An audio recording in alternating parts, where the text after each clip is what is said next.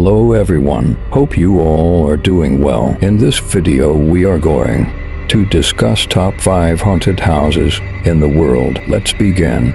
On number 5 we have Lamp Mansion, Missouri. Built in 1890, the Lamp Mansion in St. Louis, Missouri became owned by the Lamp family that ran the most successful brewery in the region.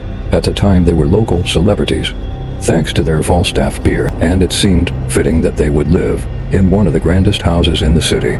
Things began taking a turn for the worse for the family in 1901.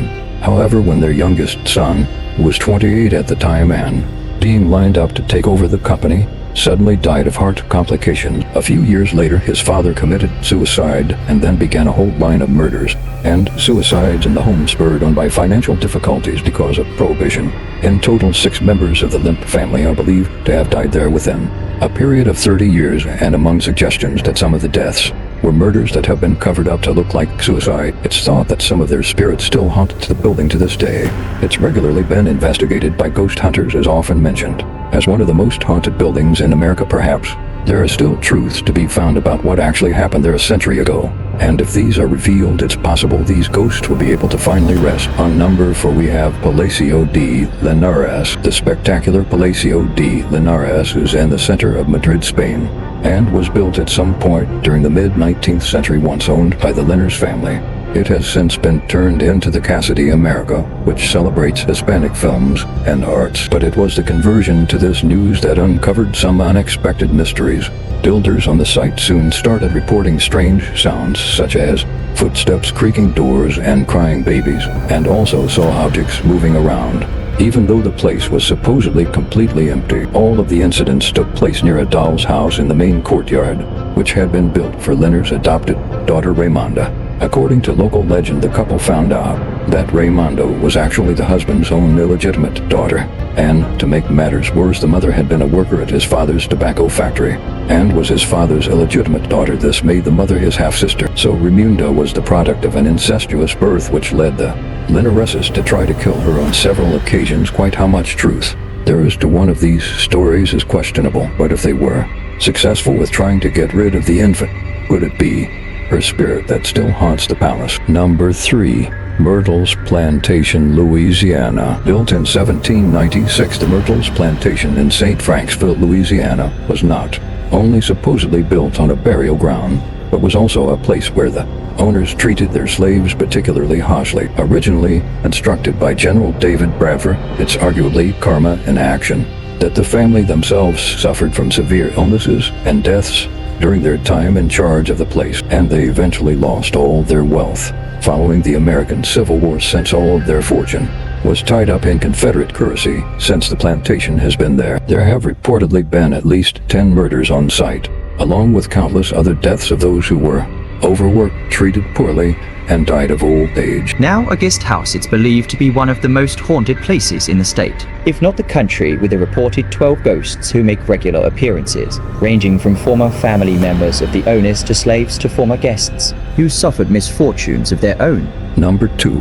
Jarat Alhamra, United Arab Emirates. Most stories of hauntings around the world are focused on particular individual buildings or locations, but there's one place where an entire village is believed to be home to hundreds of ghosts. Jarat Alhamra in the United Arab Emirates was built on a tidal island to the northeast of the country, and by the mid-19th century had a population of around 200 people who made a living fishing for pearls. The inhabitants of the town, however, often found themselves in conflict with the region's rulers, mainly due to the fact that they came from a different tribe, and this led to them being repeatedly harassed, murdered, and tortured by troops as they passed by. Eventually, in 1968, the 2,500 residents accepted an offer to be relocated to Abu Dhabi and left everything behind, with no one interested in moving in. The entire village was abandoned and had fallen into a state of disrepair still because of the atrocities that took place there. It's widely believed that there are potentially hundreds of spirits still present in the area, walking between the long abandoned structures in what's quite literally a ghost town. It can be creepy enough looking around there during the day, but at night it's said you can hear screams and cries echoing across the wind, and it's a sensation that'll send shivers down anyone's spine. Number 1. White House, Washington, D.C. The White House is probably the most famous house in the world, having first been built in the late 18th century and being the home to every president since 1800.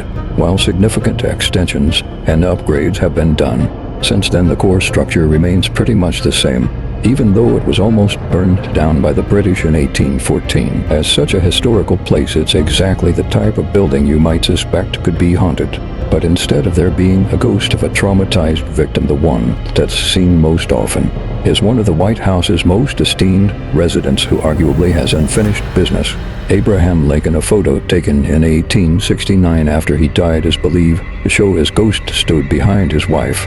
And there have been a number of highly intelligent guests over the years who have reported either seeing or hearing the ghost. These witnesses include President Truman and his family, Theodore Roosevelt, Ronald Reagan, and Winston Churchill, who either heard footsteps or saw a shadow of Lincoln wearing his hat and tails walking by, with the first sightings reported in the 1860s, and the most recent ones in the 1980s. Could it be possible that Lincoln's ghost has finally managed to move on, or is he simply waiting for more receptive inhabitants in the mansion for him to? Thanks for watching.